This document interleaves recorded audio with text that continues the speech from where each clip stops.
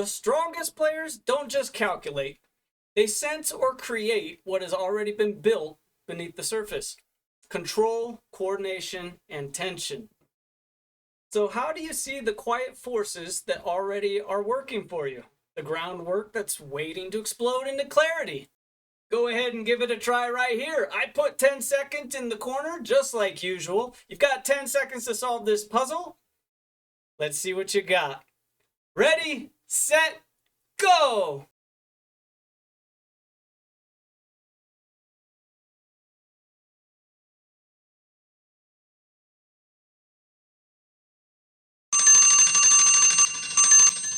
All right, looks like you're out of time. How'd you do? Drop it in the comments, let me know. Everything you need to win is already there. You just don't know it yet.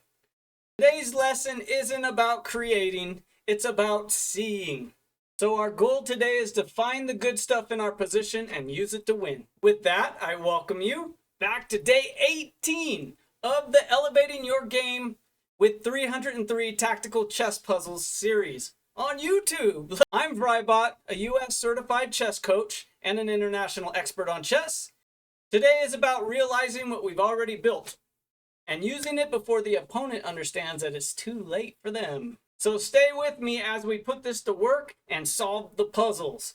In fact, let's take a look at this puzzle right here and get it out of the way for you. Let's get you that answer. So we've got a big attack here. Look at the rook, look at the queen all lined up here. What can we do? Well, I think we're going to need a loud move. If we're not defending, we're going to need to make a big old stink. Let's give a check. That lures the king to a nasty square. We're going to promote a pawn. We're going to fork the rook. And we're going to take it next move. Now, even if the king goes to try and attack stuff, that's fine. For the moment, it guards everything that's most important. We're going to get this rook off the board so that we don't lose to a checkmate in the face. Well, let's go ahead and solve the bonus puzzle from yesterday that I left you with in day 17 of the series. Now, there's a lot going on here, isn't there? But I do see a queen and a rook lined up. I just gotta know what this is gonna do. Queen takes? Are you sure? Well, king can't take, so that's fun. Let's go ahead and capture back. Check! All these squares are covered just right. King pops over, and we give him a mate. This is a smothered checkmate. The king is all smothered by these knights right here. A decent checkmate. And the best move isn't always the loudest. Sometimes it's the one the position has been leading to or whispering about. Check this out. Knight to g8. This sets up things and gives us something to build on beautifully. We're trying to do a very simple stepladder checkmate where the rooks would be smashing through the two files on the king. What else does this do? Well, it keeps the king from moving forward because the knight is going to guard that square, so he's got to come up with some other plan. Rook takes doesn't work, same thing happens. Let's go back. There's only one weird defense the computer will try to give, and that's rook to g2, and they can go on to lose the game, losing the exchange. They can play rook to f1, and there's rook to g1, take, take, take, and here at the end of that, we're still going to get a pawn, maybe even more, and black is busted. So here's one that can be easily solved if you have a keen eye for what's already been built in the position, and go ahead and drop a magnifying glass or say something in the comments to let me know that you solved this before I showed you the answer. You can solve this before I finish speaking, but I'm going to jump right in. Queen to g5, check. King can't pop out this way, he can move to the side, he's shuffling, check. Right in front of him, can't step out to the diagonal, he's got to move right to the side, he's shuffling. And then we have our bishop and queen set up for the battery with a queen, mwah, kiss of death. Here we go again. Okay, go. All right, so we're going to go ahead and capture this bishop right here. We could see that we're losing a rook, but don't fret. Have no fear whatsoever. We're going to push our pawn, and that keeps the rook out from defending along the back rank. So he can't go back here anymore. His only hope is to like magically appear right here. So they check us, and we take it, and they check us.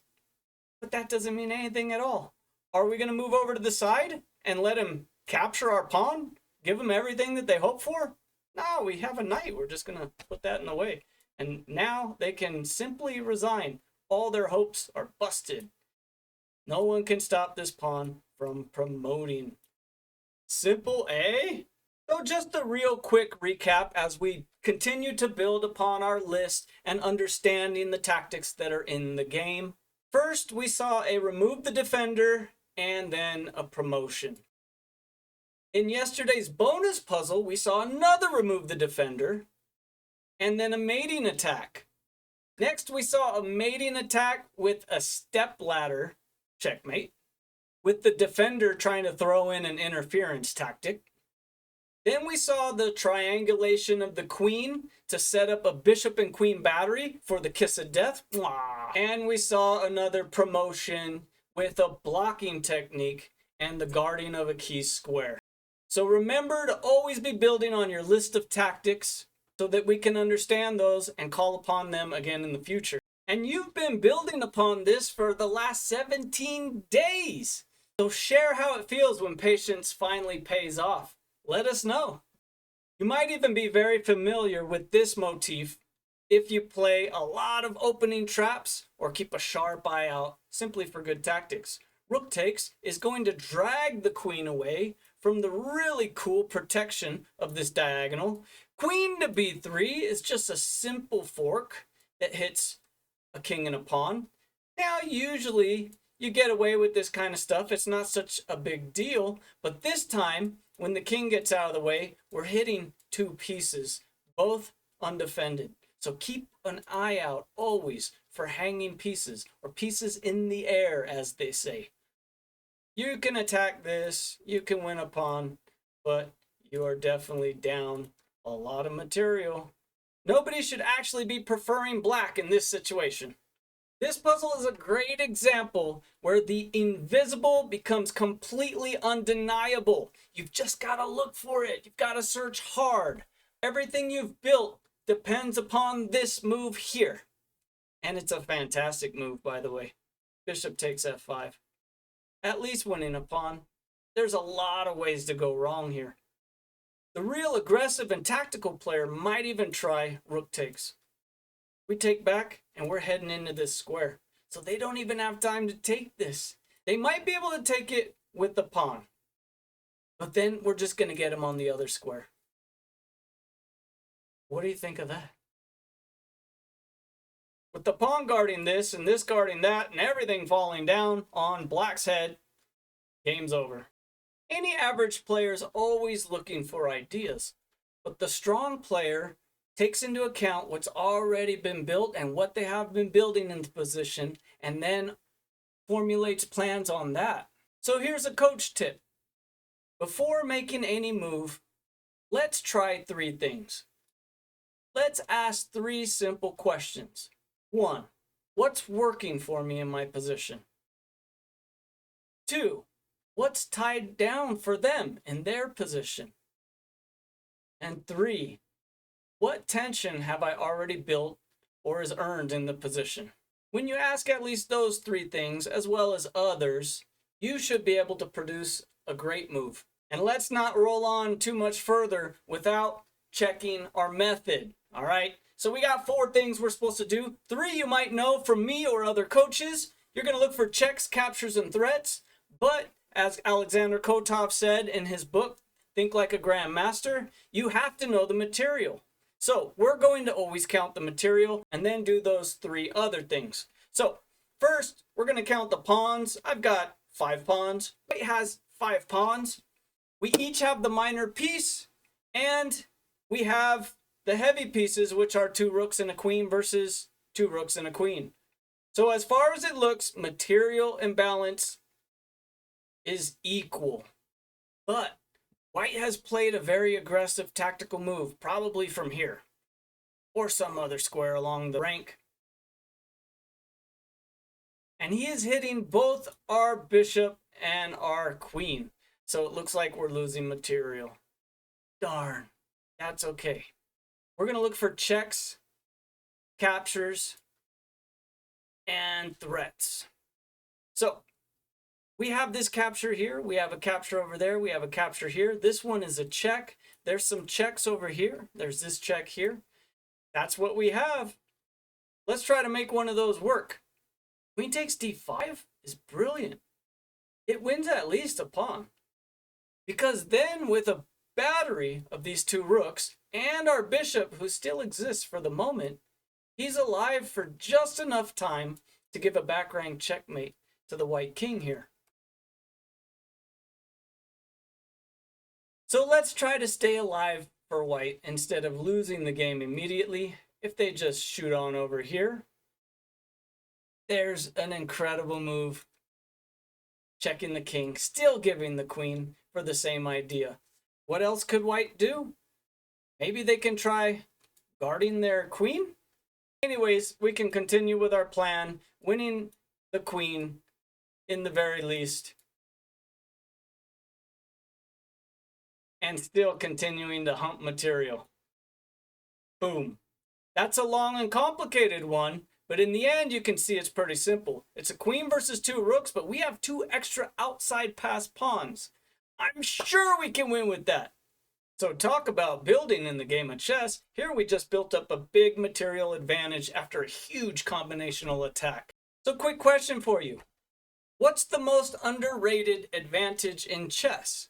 Space, time, structure, or material advantage? Drop your votes down below, and I'll tally those votes next time I see you. Okay, my favorite part of the video series. It's the secret puzzle. I'm not going to tell you the answer. That's it. If you want to let me know that you were able to solve this and use all of your gifted analysis techniques to solve this puzzle, hey, let me know what the answer was. Because I'm not looking, I'm not even guessing. I'm going to leave it up to you. So I'm looking to you for the answer. But we're not done. We have more fun times in store for you. Check out this position. Let's do the quick analysis. It looks like 2, 4. This is 4. Okay, so white's up 1 pawn. In the endgame, that could be really good. But look at this pawn moving so quickly down the board. I don't even see how it can be stopped. Can you? We're going to find out.